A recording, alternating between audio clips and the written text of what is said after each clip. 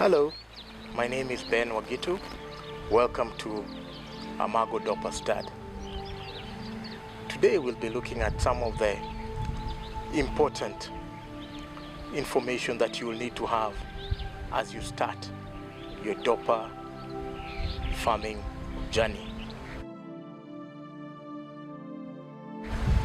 One, we need to look at your vision. What plans do you have for your Dorper farm? Are you doing it for meat or are you doing it as a breeder? Those two are actually very different objectives, and one has to be clear on which objective they would want to pursue as you start your Dorper farming journey. The next important point that you need to look at is your farming practice. You need to decide from the onset whether you'll have your Dorpers on free range pasture system or you're going to have them on zero grazing. Once you've decided whichever pasture system or farming practice you're going to use, then now you can narrow down on the third important factor, that is feed. If it is a free range, then your concern would be more about what kind of pastures are my sheep grazing on. Are the pastures rich in crude protein, or are they poor in crude protein? And if indeed they are poor in crude protein, then it's very important that you supplement for your sheep so that you ensure they have a balanced diet. If you're going to have your sheep on a zero grazing system, then it's important to ensure that you have sourced for your feeds and also that you have built structures that are suitable for a zero grazing system. This means your water should be either piped or easily accessible to the sheep within their immediate environment. Another important aspect that you need to look at in Dorper farming is your labor. It is very important because you have to keep in mind that your herdsmen, your farm managers are actually your vision carriers. It is important and imperative that you ensure that they are properly well trained in looking after Dorper sheep. One, they need to be able to understand and diagnose when the sheep are sick.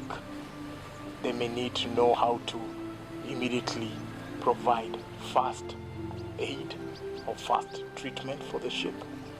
The other thing is that they may need to help the sheep when it comes to lambing, especially for first-time mothers. Lamb management is also very important because at the end of the day, the lambs are usually what is going to be seen as a profitability of your farm. Another important aspect that you need to look at is the overall shelter for the sheep.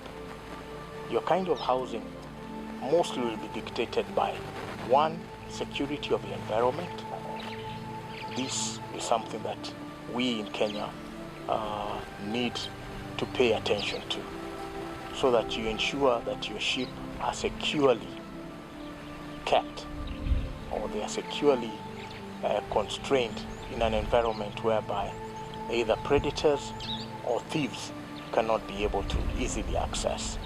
The other is to ensure that the structure is well demarcated and it's well constructed to ensure that it keeps away any vagaries of the weather, be it rain, be it cold at night. This needs to be something that one looks at when they're coming up with a structure for their sheep. Another important aspect that you need to keep in mind as you start your Dorper farm project is the importance of record keeping. It is important to track progress, monitor how well you're doing, and also be able to make corrections along the way. And this can only be done if you are indeed keeping proper records. Some simple records that you may need to look at are: 1, your lambing records or your birth records, which will clearly let you know how many lambs you're able to get per season, the gender of the ram or of the lambs that you're getting, the weight of the lambs, and also you'll be able to measure the fertility of both the rams and the ewes by their production. Another important record to keep is, and to track, is on health. It is important to have your deworming schedule in place to know when you need to deworm. This will also clearly tell you, by carrying out fecal analysis, whether your deworming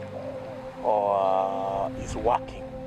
Yeah, the particular dewormers are using, that if they are actually effective against the worms that you are facing with in your immediate environment. You also need to have a vaccination schedule in place. And another important record that you may need to keep, and this is especially for the ones who are into zero grazing, is the feed record. You need to know how much feed you're giving per head, and also how much you're consuming within a certain duration of time per the number of animals you have. This will make you make informed decisions as you move forward within your project. The final point that you may need to look at, and it may be one of the most important points of them all, is the selection of your breeding flock. It is very important that you pay much attention as you select your ewes and your breeding rams. As you may know, your rams form an integral part of your breeding program. They will leave their imprint on the lambs and the progeny that will be born along your farming progress. So it's very important that you select good, sound breeding rams. And one way of doing that is to ensure that you look at certain positive characteristics when you're selecting your rams. One will be the masculinity of the ram. The ram needs to have a masculine head, a long neck, broad shoulders and a broad chest, and well-balanced feet with a long back with a good rump. And the testicles need to be large to ensure, as this will be clearly a sign of fertility. So you should shun away from rams with very small testicles. The other thing you may need to look at is your ewes. As you select your ewes, you need to look at their femininity.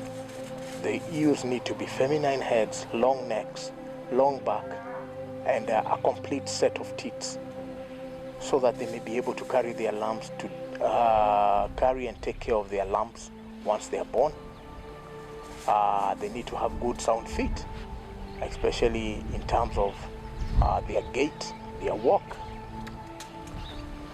And this will play a crucial part in the development of a sound flock.